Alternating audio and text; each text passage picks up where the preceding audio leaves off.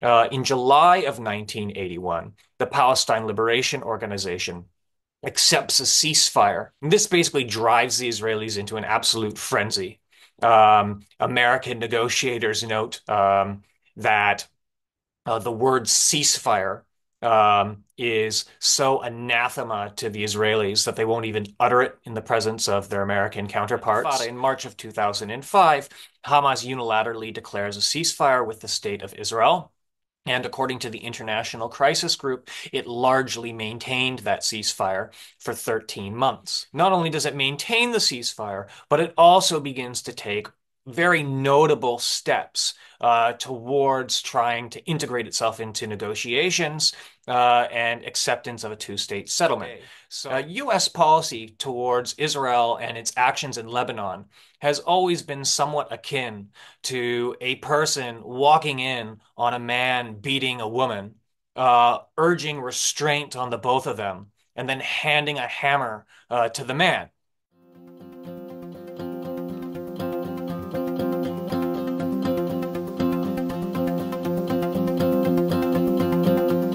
Hello and welcome to another episode of India and Global Left. If you are new to our show, please hit that subscribe button. If you want to further support us, you can be a member or donate. But the easiest thing you can do is to watch our show, hit a like, and share your valuable comments.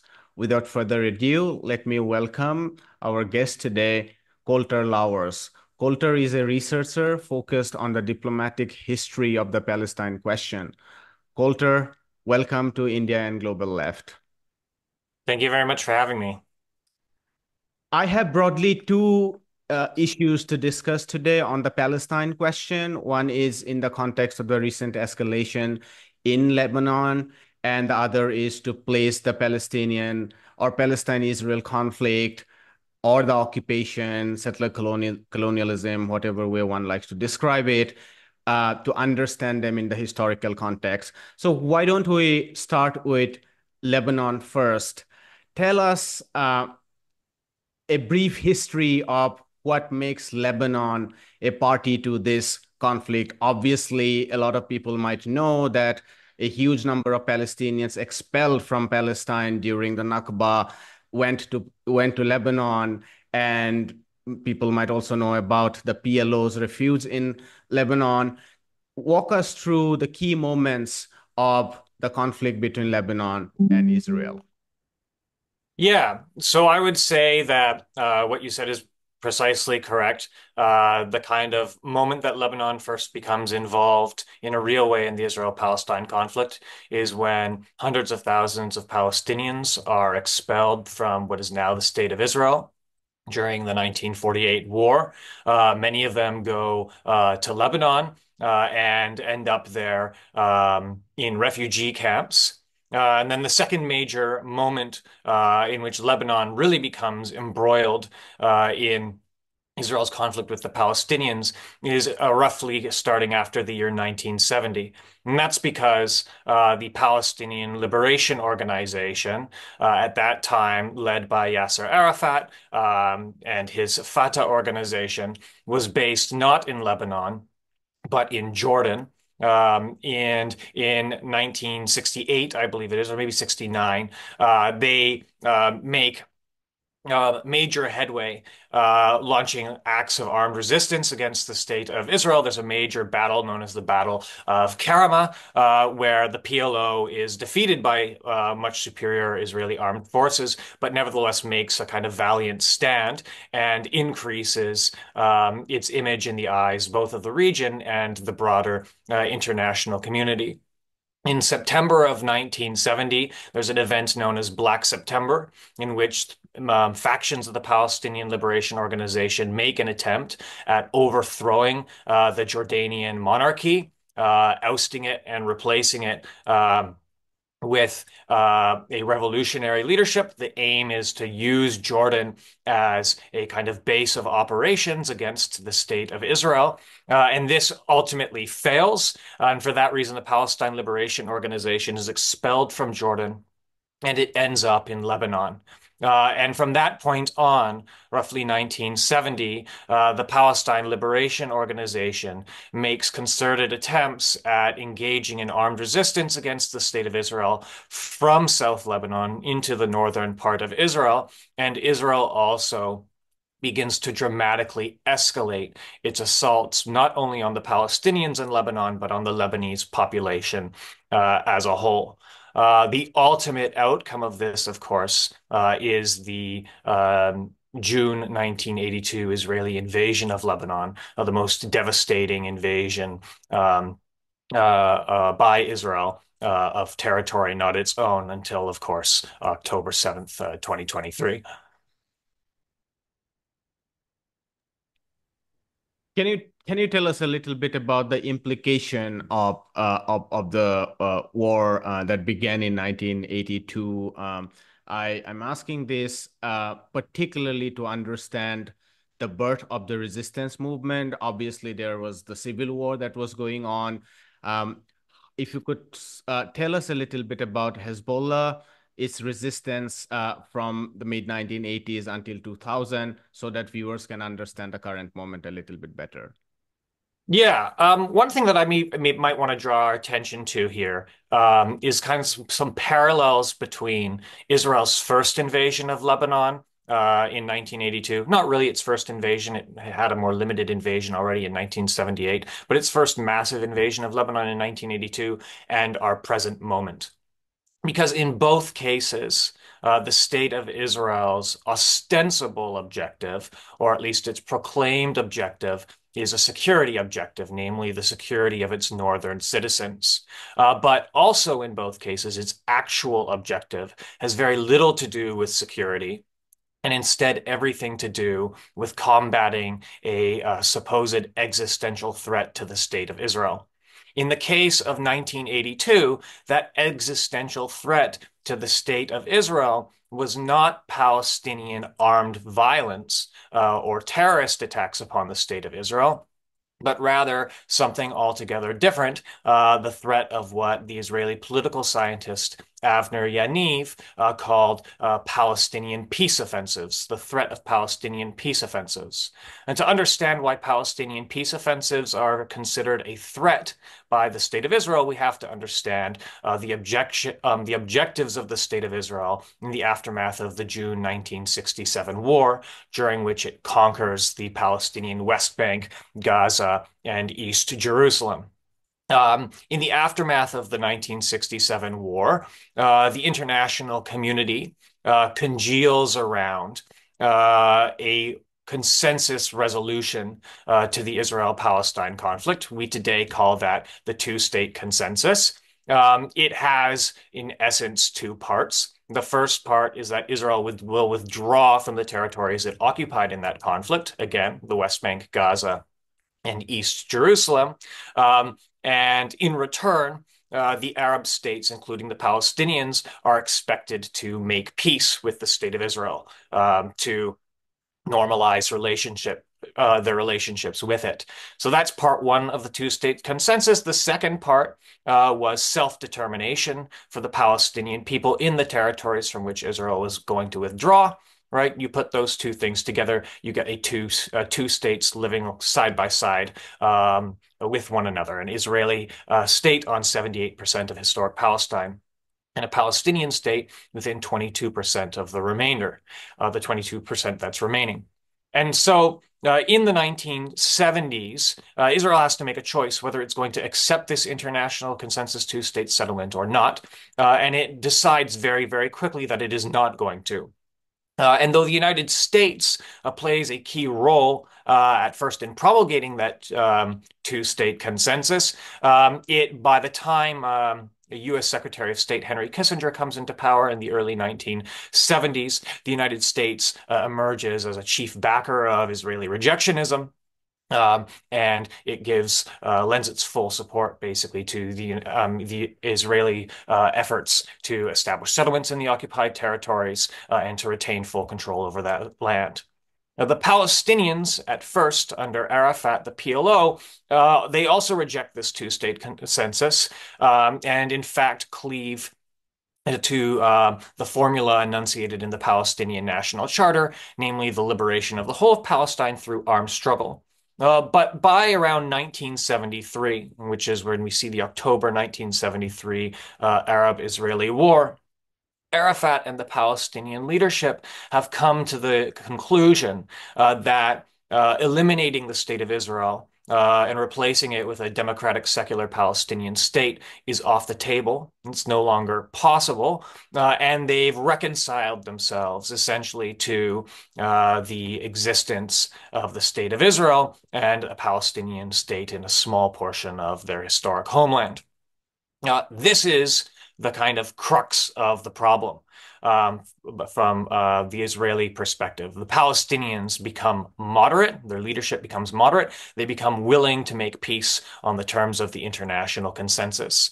And so already in January 1976, we see the Palestinians put forward these kind of peace proposals at the United Nations Security Council, and Israel not just reject those peace proposals, but reject them by use of violent military force in an effort to batter the Palestinians back into extremism.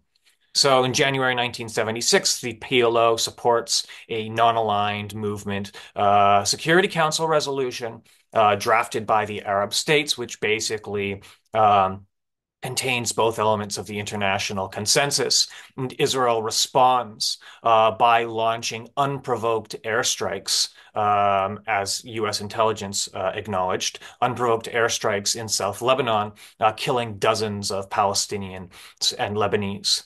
And this pattern escalates as we go through the rest of the 1970s.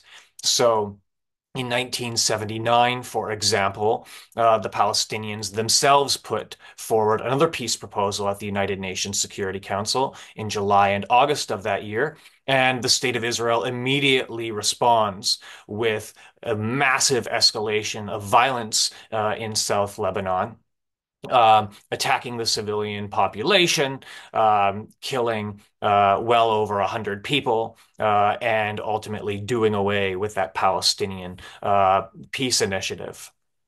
By 1981, the problem has become severe. And it becomes severe for a number of reasons.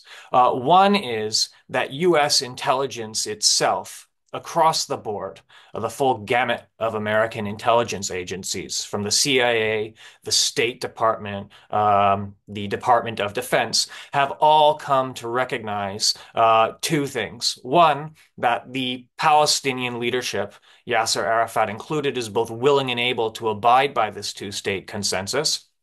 And two, that the entire Israeli political spectrum, from its right-wing Likud party all the way through to its left-wing Labor Party, is adamantly opposed to this consensus for the simple reason that they want to retain control over those occupied Palestinian territories and continue to settler colonize them. That's problem number one, is that the basic picture is becoming too clear.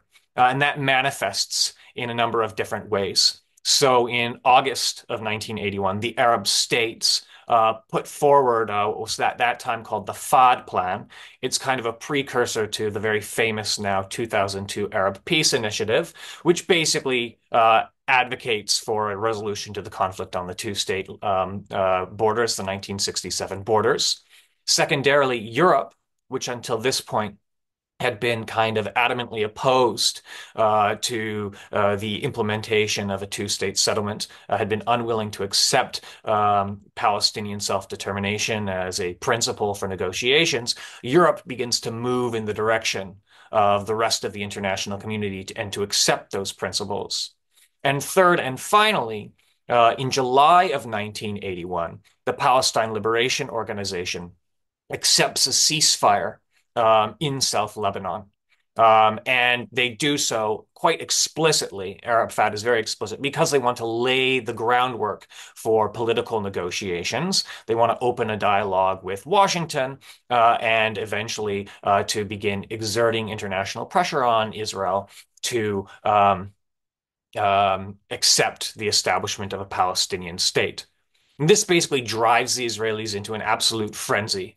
American negotiators note that The word ceasefire is so anathema to the Israelis that they won't even utter it in the presence of their American counterparts. One American official jokes that perhaps instead of sending arms to the Israelis, we should be sending them loads of Valium because they're so upset by the possibility of peace with the Palestinians. And so the Israelis very rapidly moved to undermine the ceasefire. Um, the UN and the Americans, for a very brief period of time, try to expand the ceasefire into a broader set of negotiations. The Israelis adamantly reject it. And then in 1981, the latter part of 1981, and then continuing through 1982, Israel launches what can only be described as horrific terrorist attacks all throughout Lebanon. They launch a clandestine bombing campaign. The IDF sets off car bombs, for example, in Beirut, the capital of Lebanon, and kills hundreds of innocent people over the course of this months-long bombing campaign in an effort to try and get the Palestinians to break the ceasefire.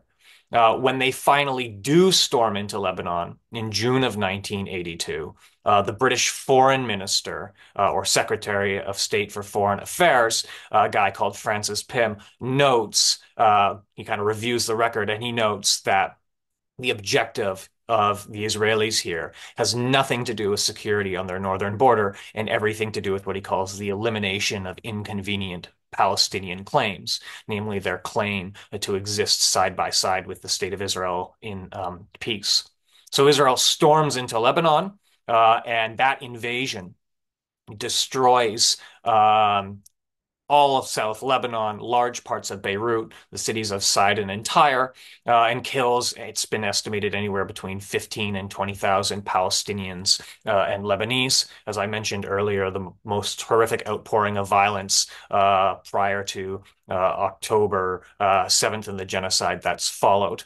And Israel essentially surrounds the Palestinian Liberation Organization in Beirut, subjects it to a months-long siege, and then finally agrees to a U.S. ceasefire on the condition that the Palestine Liberation Organization vacate Beirut and is sent far away to Tunis, where it's rendered irrelevant in at least Israeli and American eyes for the following 5 or 6 years.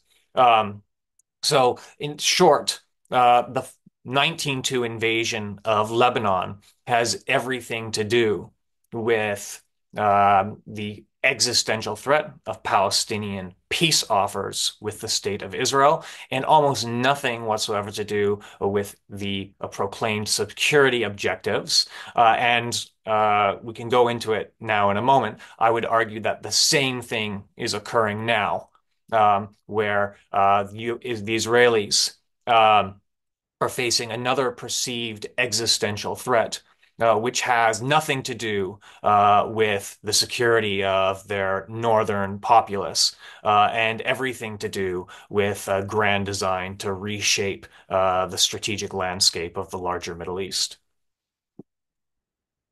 We can come back to some of the more contemporary developments, but just to keep the continuity in terms of the historical timeline, I think, as you said, the war in 1982 was a devastating blow to the PLO, and the first Intifada kind of gave Arafat the moment to rejuvenate himself and the PLO, and we saw a kind of uh, diplomatic effort on one hand. And on the other hand, we also saw the rise of Hamas as an organization.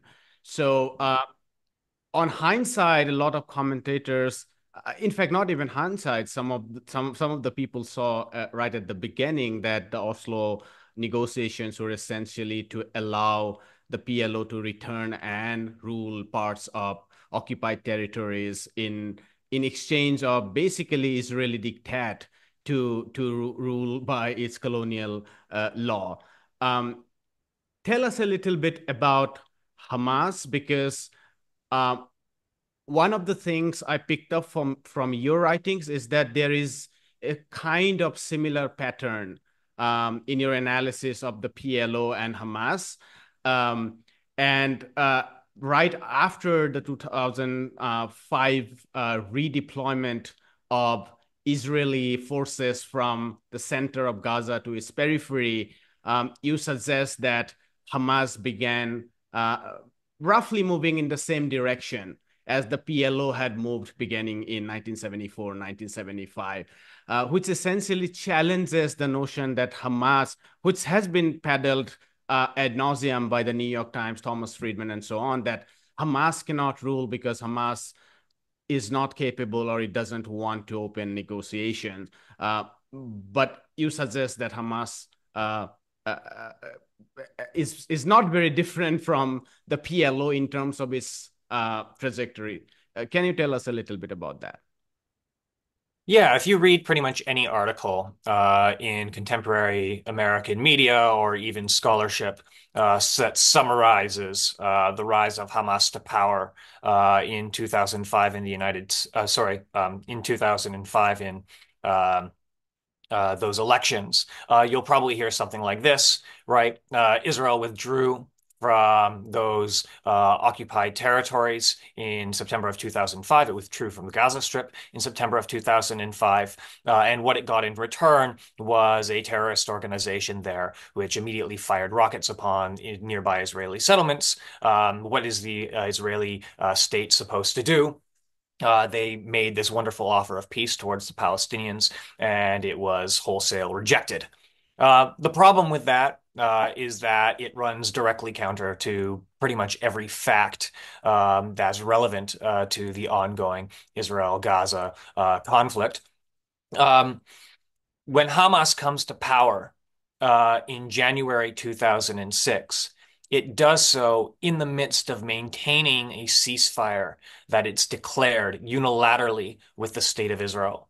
So in March of 2005, Hamas as an organization, uh, after having, of course, committed serious assaults on the Israelis through the use of suicide bombings and other forms of armed struggle during the Second Intifada in March of 2005, Hamas unilaterally declares a ceasefire with the State of Israel. And according to the International Crisis Group, it largely maintained that ceasefire for 13 months. It does so because it makes a decision to participate in elections, Palestinian elections, held under the Oslo framework, even though in principle Hamas is opposed to the Oslo framework. And lo and behold, in January of 2006, to everyone's surprise, Hamas wins those elections. It comes into control of the Gaza Strip, and it continues to maintain that ceasefire. Not only does it maintain the ceasefire, but it also begins to take very notable steps towards trying to integrate itself into negotiations and acceptance of a two-state settlement. So, for example, everybody knows Hamas's notorious 1988 charter, right? It's anti-Semitic. It doesn't accept the existence of an Israeli state. But in February of 2006, prominent Hamas leaders, people like Khalid Mishal and Ismail Haniyeh, begin to make statements asserting that they are willing to accept a Palestinian state on the June 1967 borders, and even in the long run, to potentially accept or recognize the state of Israel. At other points, they say other things. They also make the argument, for example, that while Hamas itself is unwilling to accept a two-state settlement, they nevertheless respect a two-state settlement if ratified by a referendum of the Palestinian people. So, in other words, that Hamas itself wouldn't recognize Israel, but that it would abide by an agreement signed by a representative Palestinian organization or a referendum of the Palestinian people. And in that same period, they send a letter to U.S. President George W. Bush at the time, saying basically this, that the Palestinians are willing, or that Hamas is willing to accept a two-state settlement on the basis of the decisions of representative UN bodies, the International Court of Justice, and human rights organizations. Israel reacts precisely in the same way as it did to the PLO's peace offers in 1981, 1982. In June of in June of 2006, Israel shells a beach in Gaza. It kills a family that's been picnicking there. And all throughout those 13 months that Hamas is abiding by a ceasefire, Israel is openly declaring that it does not consider itself bound by that ceasefire, um, and that it's free to continue carrying out airstrikes within Gaza, and so on. So in June of 2006, Israel shells this beach in Gaza, kills this picnicking family, and then very shortly thereafter, it launches the first of many successive operations within Gaza, aimed at what it calls mowing the lawn, namely keeping the heads of the Palestinian people down, um, enforcing or forcing upon them the notion that resistance to Israeli authority is futile, and so on. Um, the whole process repeats in 2008. In June of 2008, Israel and Hamas once again sign a ceasefire, and the terms of that ceasefire are still debated, but in essence, it said this, that Hamas would not fire rockets into the state of Israel, and in return, Israel would lift its illegal and inhuman blockade upon the people of Gaza, which had been in place ever since Hamas was elected in 2006. Um, According to quasi-official Israeli intelligence agencies, Hamas was, quote, careful to maintain that ceasefire. And Israeli security officials acknowledged that it brought, quote, a large measure of peace and security to the Israeli towns and villages near Gaza. Um, on the other hand, Israel refused to abide by the terms of the ceasefire it signed. It hardly lifted or eased that immoral blockade on the people of Gaza. And in November 4th, it did away with the ceasefire entirely by launching a raid within Gaza in which it killed about half a dozen Palestinians. From that point, Hamas reacted by firing rockets at the state of Israel, and Israel severely escalated airstrikes into Gaza. And as things began to spiral out of control, on December 19th, Hamas made a final last-ditch effort to restore the ceasefire. Khalid Michel, the head of Hamas in Damascus, passed a ceasefire proposal on to an associate of former U.S. President Jimmy Carter, who in turn passed it on to the Israeli government, which said that they would give their answer shortly. And they did on December 27th, just a week later. The Israeli army dropped 100 tons of bombs on Little Gaza. They killed anywhere between 200 and 300 people in the space of 15 minutes. And that marked the beginning of what Amnesty International went on to call 22 days of death and destruction in Gaza, in which it's estimated around 1,400 Palestinians were killed, as many as four-fifths of them civilians. So once again, we have this cycle. The Palestinians Just for sign our, a just for our viewers, this was the so-called Operation Cast Lead that you spoke. Yeah, Operation Cast Lead. Absolutely. Operation Cast Lead runs from December 27th through into January of 2009. Yeah, so Operation Cast Lead, right? And it once again is an example of this cycle. The Palestinians sign a ceasefire. They put forward a peace proposal, and Israel responds with unhinged military violence aimed at derailing those peace proposals. And re-cementing Israeli control over the occupied Palestinian territories. I think this fits well into some of the recent Israeli offensive along northern Israel Lebanese border. Two explanations are often given. One is the coalition's internal struggle to the Israeli ruling elites coalition to keep themselves together as rulers. which they were increasingly becoming very popular for a host of reasons, but including their perceived inability to secure Israeli security, and um, and the other is their attempt to delink the Gazan resistance from the support and solidarity that they get from Hezbollah in Lebanon.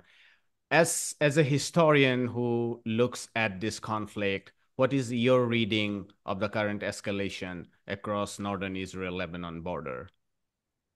Yeah, as I mentioned, the proclaimed objective of the Israeli government and the Israeli Defense Forces is to restore security to the northern part of Israel.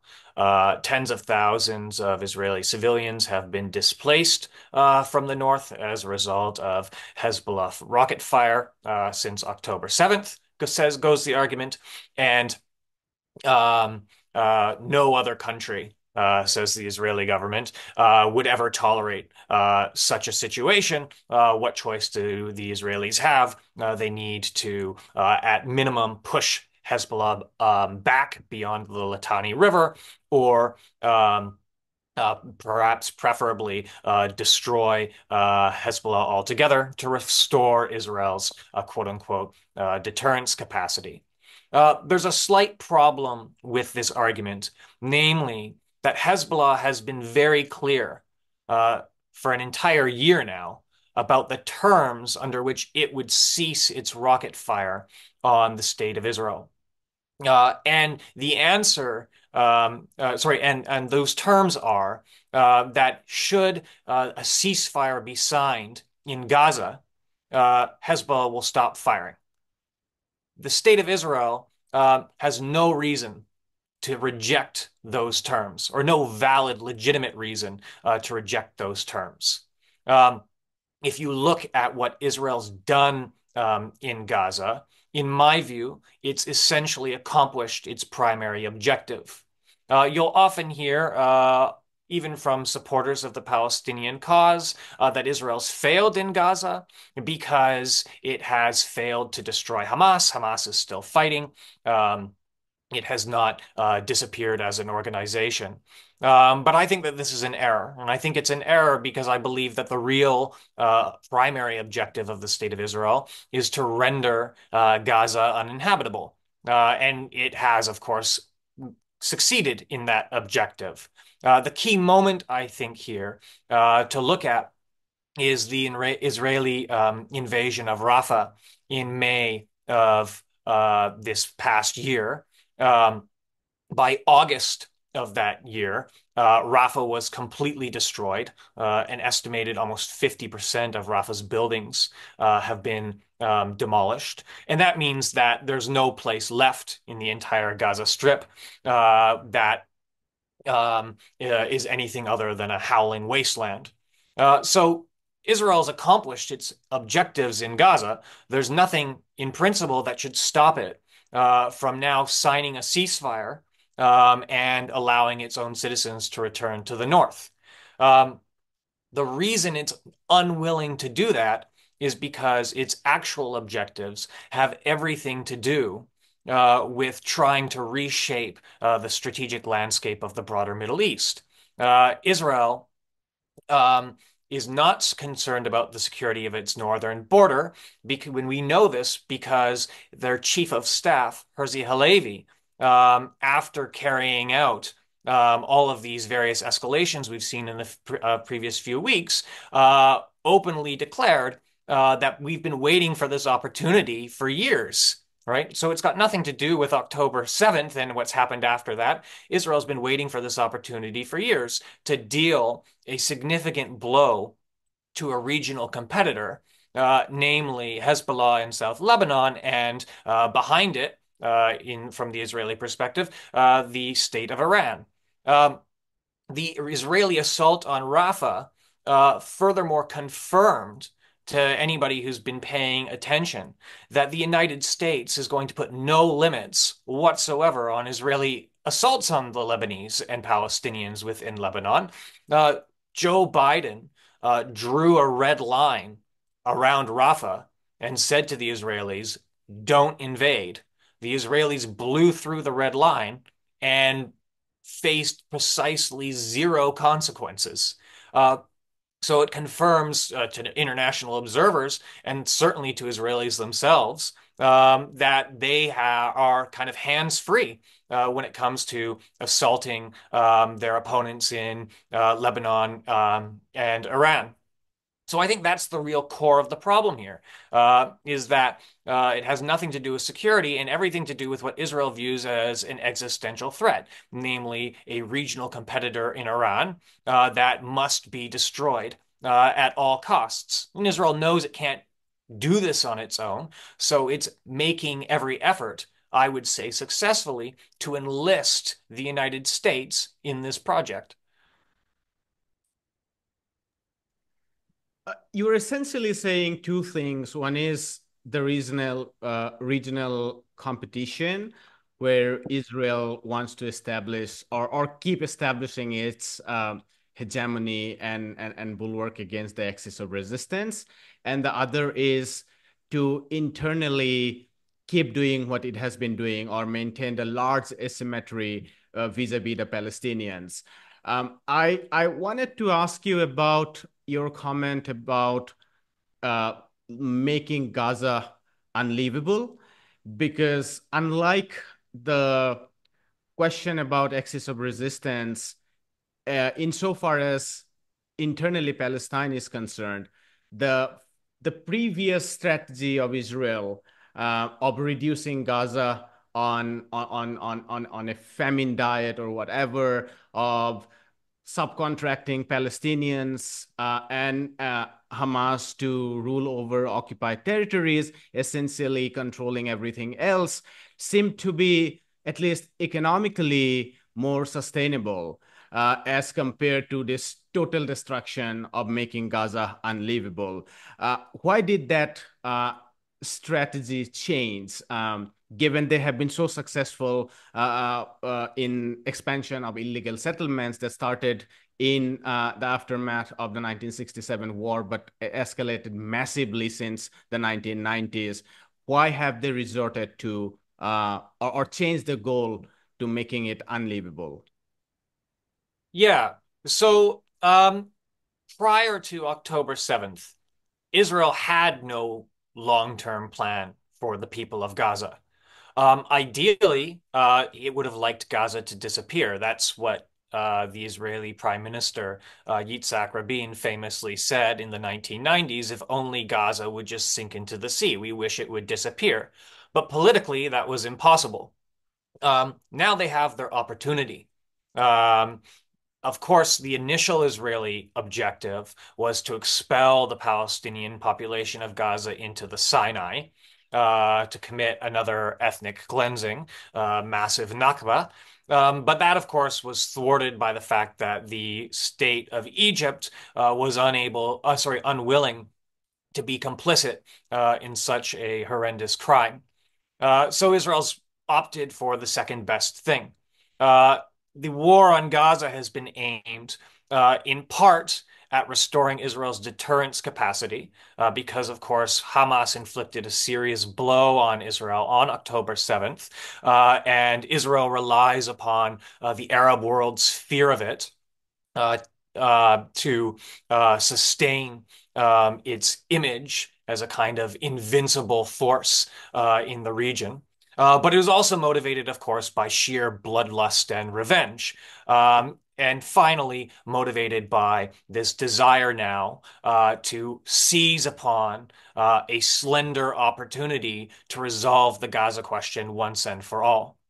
Uh, it initially attempted a kind of mass murder via starvation method. The integrated food phase classification group was projecting early on, you'll recall, that there was going to be mass starvation deaths via famine in Gaza. And that hasn't panned out because of a variety of events that happened around April. The International Court of Justice demanding that the state of Israel stop preventing humanitarian aid from entering, but much more crucially, Israel's airstrikes on the world's central kitchen, those aid workers led President Joe Biden for once to get on the phone with Netanyahu and ask him to ease, or really tell him to ease the crushing Israeli blockade on humanitarian aid. So that went off the table. Um, and so now what Israel's done is simply tried to destroy everything in Gaza, destroy all of the civilian infrastructure, and allow Palestinians, at the end of all things, to maybe rot among the ruins until they decide voluntarily that there's nothing there for them and they immigrate elsewhere. They go to Egypt or Jordan, or, Palestinian people are resourceful. They'll find places for themselves to make a life. Um, Already, just in the past few days, Israel's been taking significant steps towards an eventual annexation of the northern part of Gaza. You'll maybe have read in the media that there are 400,000 Gazans currently trapped in the northern part of Gaza, that Israel's once again allowing precisely zero aid into the northern part of Gaza, and is again trying to enact a sort of starvation policy. It's demanding that the Palestinian hospitals, the few that remain in the north of Gaza, evacuate at risk of the deaths of many of the patients living in those, being treated in those hospitals. Um, and so that, I would say, is essentially Israel's aim here.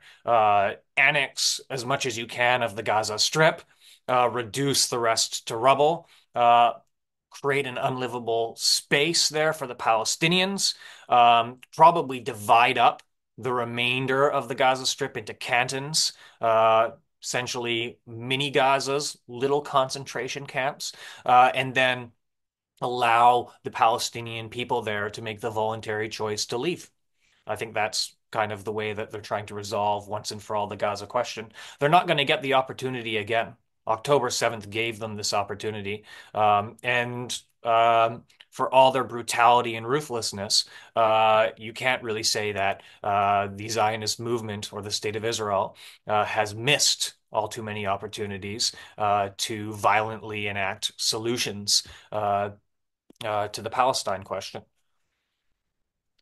On the geopolitics, which is what was the context of the escalation with Lebanon and Iran, U.S. becomes very, very critical. I mean, it's true that Israeli forces needs U.S. Arms and ammunition even to kill civilians in Gaza because they rapidly deplete. I mean, there are multiple reports about a kind of frenzy among the U.S. military-industrial complex to keep up the war contracts that are placed.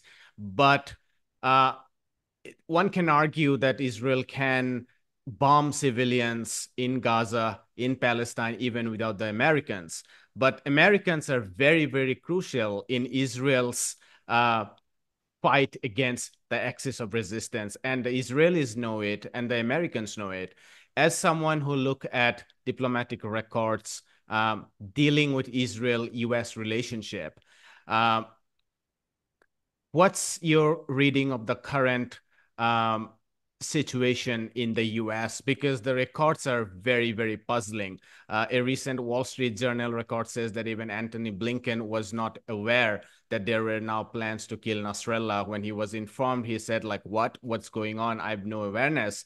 And we can talk about multiple such cases where the US administration seems to be talking in multiple different voices, not having a clue at what's going on, while also glued to the idea that if American hegemony in the Middle East has to be maintained, Israel is a strategic partner, as Joe Biden once said, that if there was no Israel, we have to reinvent an Israel. What's your reading of what the Americans are thinking about its own struggle or misadventure against the axis of resistance? Yeah, so I think it'd be useful here maybe to return just briefly to 1982, because American rhetoric in 1982 precisely mirrors American rhetoric today. So if you listened to what American officials were saying, say, in April and May of 1982, the months leading up to Israel's massive invasion of Lebanon, they were calling for restraint on both sides. They were asking the Israelis not to take um, action within Lebanon that would lead to a broader conflagration. And they were very public about their opposition to a major Israeli invasion. That's what they were saying in public. In private, the discourse was very, very different. So we know, for example, that already in July of 1981, national security staffers were advocating that, quote, we allow Israel to smash the PLO in Lebanon while making the appropriate tutting noises, right? So tut tut, please don't. But here's your military aid.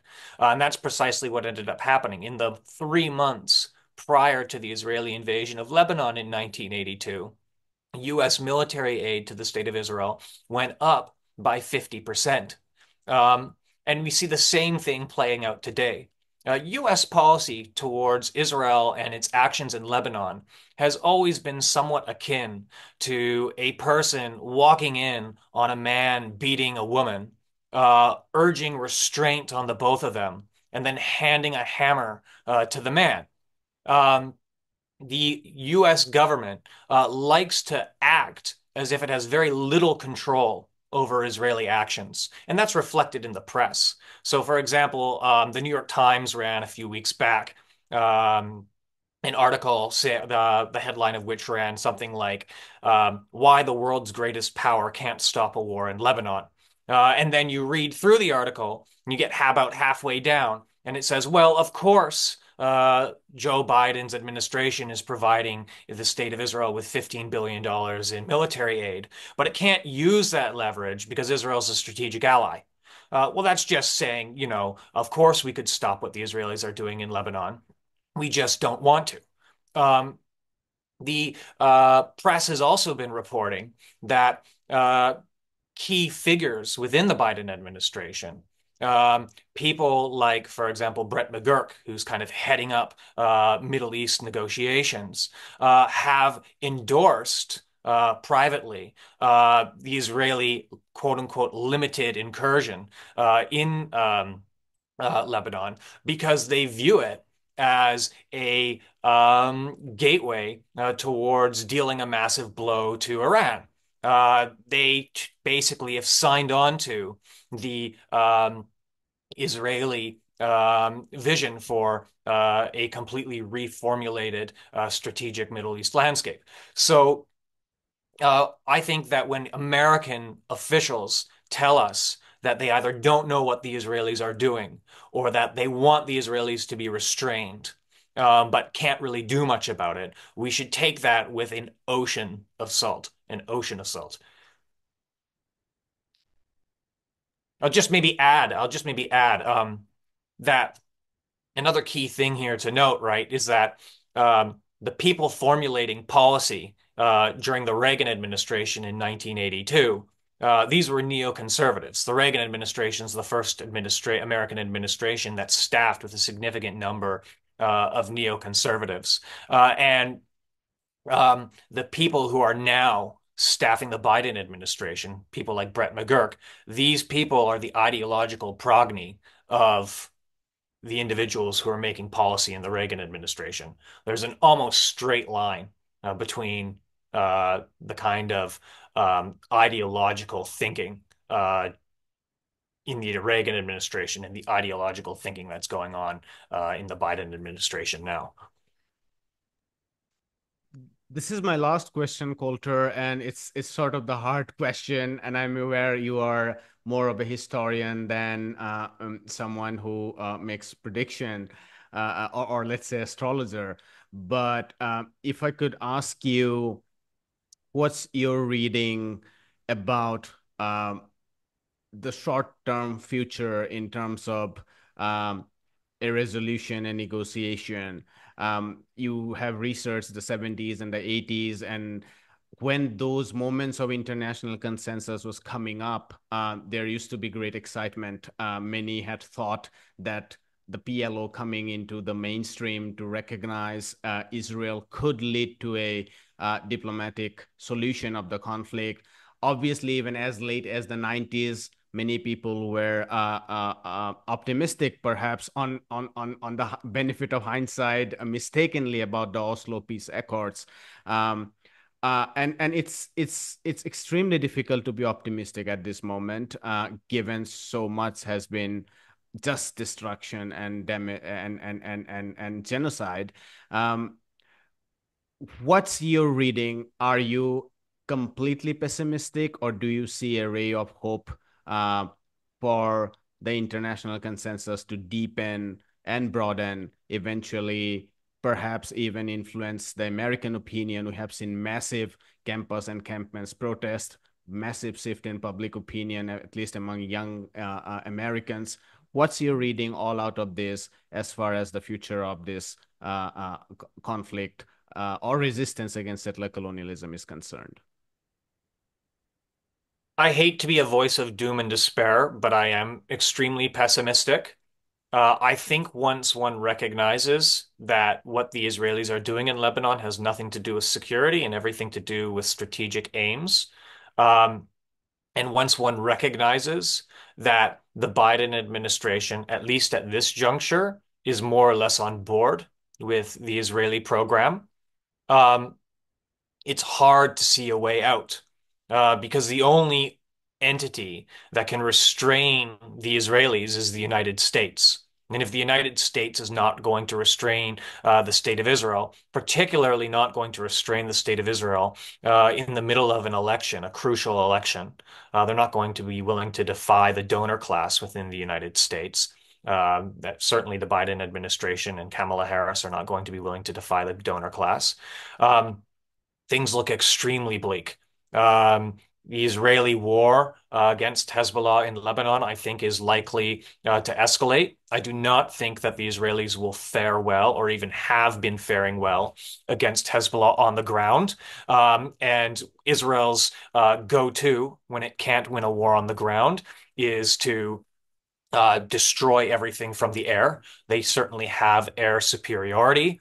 They've pledged, Israeli Defense Minister Yoav Gallant has pledged that Israel can make Beirut look like Gaza. Um, and so, or to copy paste what the Israelis did in Gaza onto Lebanon. And so I think that unless Hezbollah is capable of posing sufficient costs upon Israel for its incursion into Lebanon and impose sufficient costs upon the Israeli people for the ongoing Israeli assault on Lebanon, Israel is unlikely to desist, to cease and desist, and will become increasingly likely to expand the war to Iran. We already know, of course, that the Israelis are planning a quote unquote retaliation to the Iranian missile assault on Israeli military bases, which of course in turn was a response to the assassination of Hamas leader Ismail Haniyeh on sovereign Iranian territory. Um, and so you have a high likelihood that the United States, I wouldn't say is going to be dragged into a war in the Middle East, but is willingly going to walk into a war in the Middle East with Iran alongside the Israelis. Um, yeah. Uh, so a ceasefire, I wouldn't say a ceasefire is impossible, but provided Israel is able to continue acting in the way it has been with more or less complete impunity, and so long as there's no signs that it's about to fail in its objectives, that's the one thing the Americans won't tolerate, is really failure. Um, as long as there's no sign it's about to fail in its objective of pushing Hezbollah back to the Litani River or even now beyond, and destroying Hezbollah as a significant military force on its northern border. As long as there's no indication that they're going to fail in that, I think that things will continue to escalate. We'll leave on that note of pessimism. Colter Louwerse, thank you very much. Thank you very much. Hi, my name is Ayushman. I, along with Jyotisman, have started this platform. In the last 2 years, we have tried to build content for the left and progressive forces. We have interviewed economists, historians, political commentators, and activists so far. If you have liked our content so far and want us to build an archive for the left, I have two requests for you. Please do consider donating for the cause. Link is in the description below. Also, if you are not able to do so, don't feel sad. You can always like our videos and share our videos to your comrades. Finally, don't forget to hit the subscribe button.